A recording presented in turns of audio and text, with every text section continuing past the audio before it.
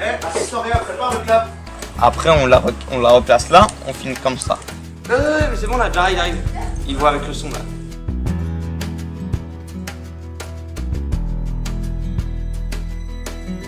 Ouais, à droite. Ouais, c'est ça. Donc tu vas te mettre à la place.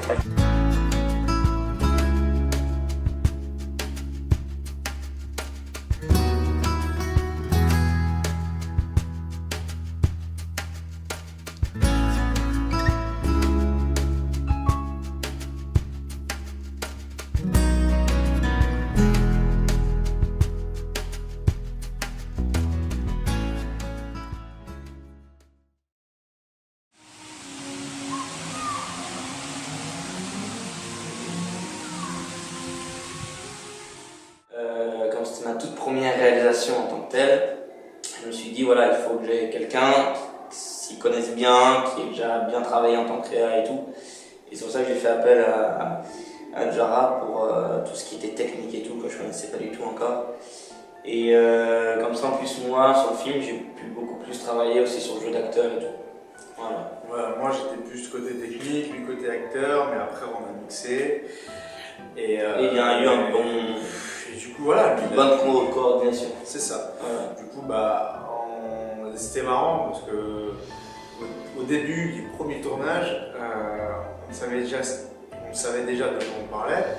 Et le premier tournage, on ne savait pas. C'était l'assistant réalisateur qui disait mais c'est bien, mais vous dites la même chose aux acteurs 2 fois, donc autant laisser une seule personne parler parce que vous dites la même chose. Voilà, donc ça c'était parce qu'on avait bien préparé le projet. Gauthier a une idée géniale. Et puis il a vu Jara, il m'a parlé à moi, il m'a dit veux-tu jouer un marionnettiste qui perd sa voix? Je dis mais ça c'est génial, oui. L'idée de base, c'est une idée qu'on peut exploiter, on va dire, dans un sort de cinéma poétique expérimental, s'amuser, entrer dans le monde magnifique, dans le monde mystérieux des marionnettes. C'est une idée qui permet de rêves, des cauchemars, qui permet à un cinéaste de franchir un peu le réalisme. Eh, t'as pas une cigarette? C'est pas grave, tu peux nous en acheter là. Même nous passer de l'argent direct. Mais nous on va se casser comme ça.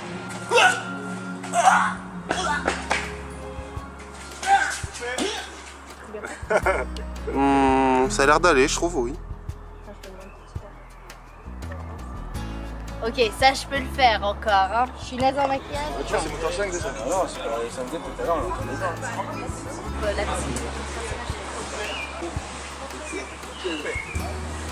On m'a volé ma marionnette. On me vole la marionnette qui me fait parler. Ce n'est plus moi qui fais parler la marionnette maintenant.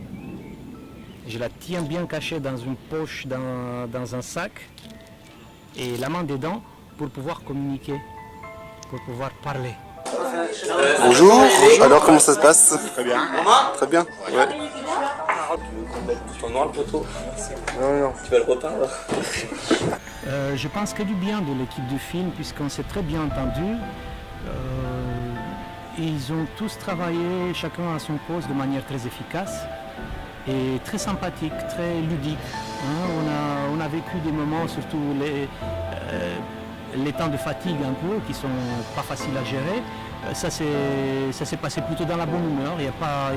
On n'a pas vraiment ressenti du stress. C'était en première, donc elle m'a fait un peu peur à cause des grèves, parce qu'il y a des grèves et du coup les gens n'ont pas pu tous venir, ou il y a des gens qui sont découragés avec les grèves. Je leur en veux pas parce que venir à Ponto Combo RE quand on habite sur Paris, c'est un peu compliqué, parce qu'il y en a plein qui ne connaissent pas. Comme il était marionnettiste, il nous a fait des stages de marionnettes de temps en temps dans notre école. Il était metteur en scène donc, pour la pièce de théâtre Animal Hamlet, écrite par Ivan Sig. Et donc voilà, au fur et à mesure d'avoir travaillé avec lui, je me suis dit, comme j'avais écrit un scénario sur un marionnettiste, donc pourquoi d'ailleurs je me suis appuyé en fait du film Dans la peau de Jack Nicholson, dans la peau de John Malkovich. Et je me suis dit, voilà, il faut que je fasse un truc de marionnettiste. Alors pourquoi également? C'est que quand j'étais petit, je voulais être marionnettiste. À l'époque, je disais même guignoliste, voilà, guignol, miafon et tout. Et je me suis dit, il faut que je fasse un film là-dessus. Et la première personne qui m'a fait tilter, c'était Logan, justement parce qu'il manipulait à la perfection, parce que j'avais déjà vu manipuler des marionnettes et tout. Et je me suis dit, voilà, je vais l'appeler, on a passé 1 heure au téléphone. Après 1 heure, je l'ai convaincu et on s'est retrouvés, on a discuté après avec Jara, chez lui, sur place, avec toutes les marionnettes qu'il nous a sorties, on a fait un inventaire. Et voilà, il a tout de suite été pris dans le scénario. Et,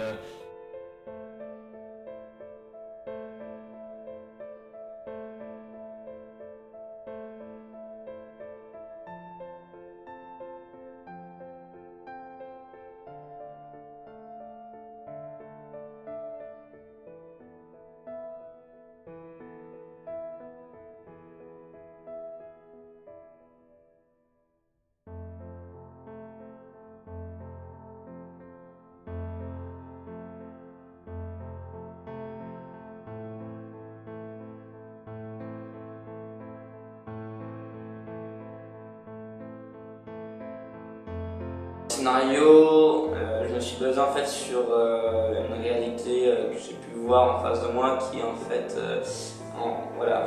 pour te dire, ma mère travaille dans un hôpital de polio handicapés et dedans, dans son service, il y a des accidentés de la route. Voilà, donc pour faire vite, je suis tombé un jour, je suis allé voir ces accidentés de la route et j'ai vu un jeune qui s'appelait Alex, qui avait eu un accident de moto et qui s'est retrouvé du jour au lendemain, il ne pouvait plus parler. Voilà, d'où m'est venue l'idée de Sans Voix. Et c'est-à-dire que dans ce film-là, on peut le voir, surtout au passage en fait, où William va commencer à perdre sa voix, il a un gros blanc au tout début du film. Voilà, pour moi, ça explique l'accident de route. Voilà. Et en fait, dans le film, on va montrer, comme dans la réalité, comme quoi finalement les gens ils sourient 3 fois plus après avoir eu un putain d'accident. Voilà, c'est con à dire, mais les gens là-bas que j'ai pu aller voir dans l'hôpital, quand on leur dit tiens t'as des belles lunettes, tiens t'as une belle coupe de cheveux, tout de suite ils sourient, ils sont heureux, alors que nous dans la vie c'est des lunettes quoi, voilà. En gros c'est ça. Et du coup moi je voulais montrer que qu'il fallait profiter de l'instant présent aujourd'hui avant d'avoir